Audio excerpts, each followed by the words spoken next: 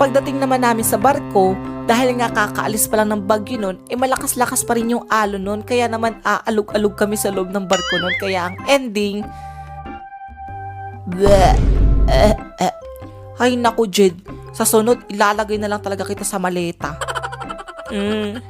Bakit kasi sa aircon tayo? Dapat dun kasi sa open air. Wala nga daw kasing bakante dun. At makalipas na nga ang halos 2 oras namin na biyahe sa barko, sa bus naman kami sasakay ni tatay nun.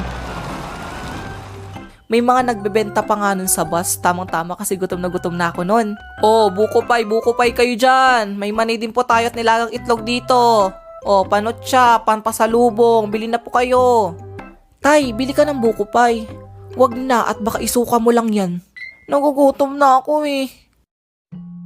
Binili na rin ako ni tatay noon at kumain na lang ako ng kumain noon hanggang sa mabusog ako. A few inches later. Bleh.